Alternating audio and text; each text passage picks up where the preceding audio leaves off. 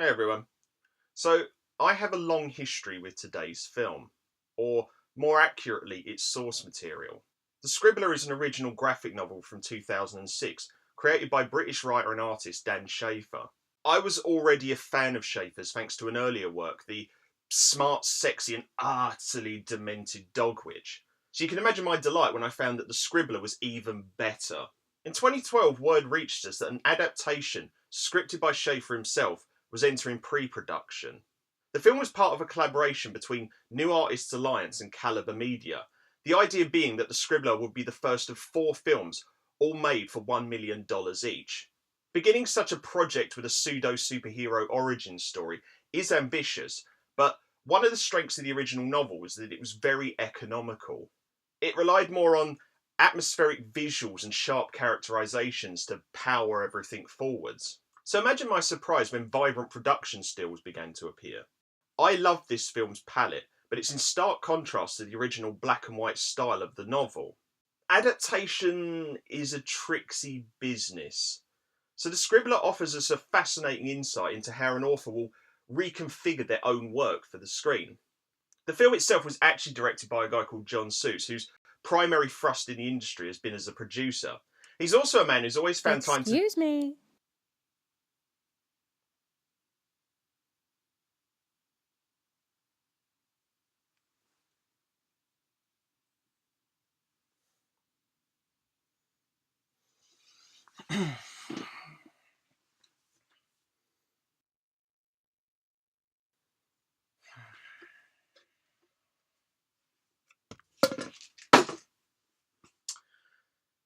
Hello, Victoria.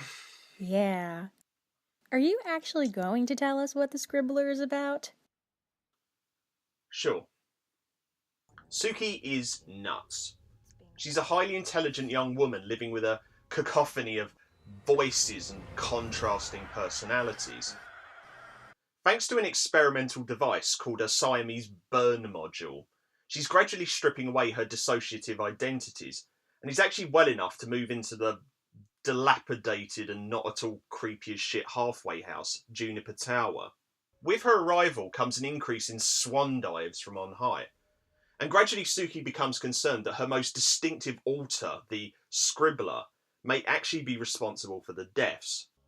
What is certain is that the Scribbler has begun modifying the burn module and is becoming more and more powerful every single day. Besides the visuals, one of the first things to hit you about this film is the cast. There's a conspicuous number of familiar faces here. We've got Gina Gershon, we've got Buffy alumni Eliza Dushku and Michelle Trachtenberg. We've got, oh, it's that guy who was awesome in ... Garrett Dillahunt. And we've got the Sopranos' Michael Imperioli. Hey, isn't this where you mentioned that there's a retired porn star in this? Oh yeah, of course, we always have to mention this. This film also features a cameo by musician, Steven Soderbergh collaborator, and champion of children's literacy, Sasha Grey. And then there's Suki, played with great conviction and energy by Black Canary herself, Katie Cassidy. Despite the fact that the story is skipped across the pond, she was an excellent choice to fill Suki's deranged cranium and portray this young woman who has the entire world stacked against her. Are you getting in?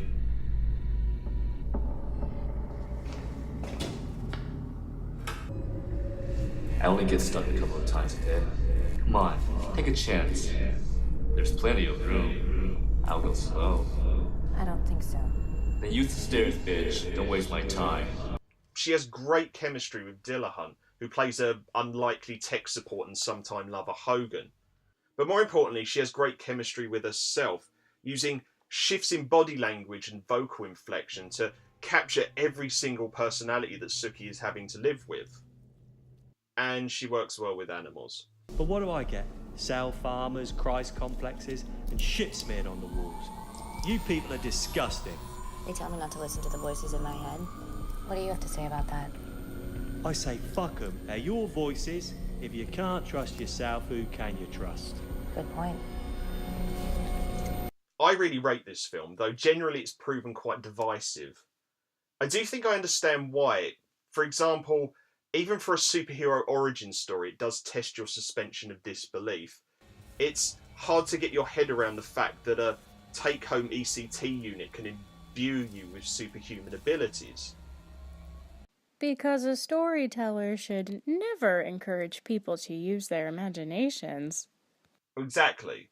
But then there are other reasons, like the fact that some people appear to have been concerned that the film portrays people experiencing mental health issues in the most flamboyant terms possible. You've got people like Gina Gershon's Cleo, who only appears in one panel of the original novel, but she pops up frequently throughout the film, apparently portraying what a bipolar sex addict looks like.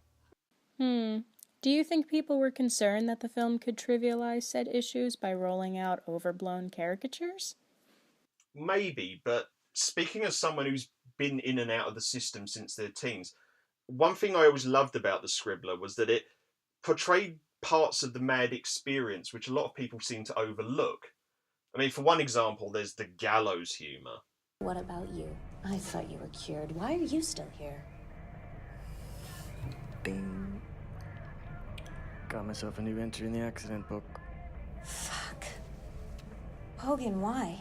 Bad hair day. No, I mean, why'd you cut across instead of down?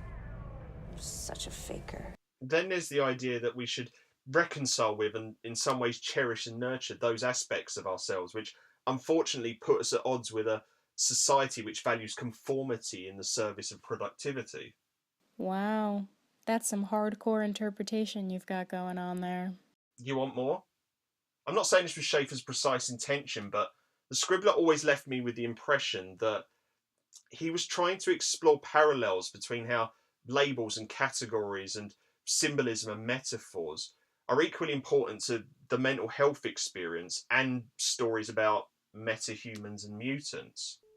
I mean, look at the Scribbler herself. As a symptom, she's just one of a number of insurgent personalities. But she's also interested in protecting Suki and the other residents of Juniper Tower. She's on the side of the angels, but because she's so easy to misunderstand, it's easy to distrust and fear her.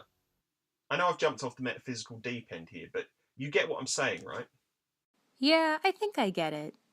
Ultimately, the message is about the importance of knowing yourself, and accepting that, while life is about compromise and being conscious of your limitations, no one should ever be underestimated or written off, and no one should be shy of their own potential. Nicely put. Thanks. I wrote it myself. You got anything else? Yeah, I should note that while I love the Scribbler, it is incredibly flawed. One of the reasons I loved It Follows so much was because sometimes a cult film, you need the cast to get out of the way. With the Scribbler, you spend a lot of time thinking about where you've seen each star from, and then start wondering about why they're in such a low-budget cult film. It does sort of create this disconnect with what's going on. And also, some of the editing is a bit choppy, particularly in the climatic fight scene. But you still recommend it? Absolutely. I think it's unfairly maligned. I think it's crazy and exciting, and there are few films like it. And I definitely recommend the novel. So that was The Scribbler. Say goodbye, Victoria. Vote Cthulhu!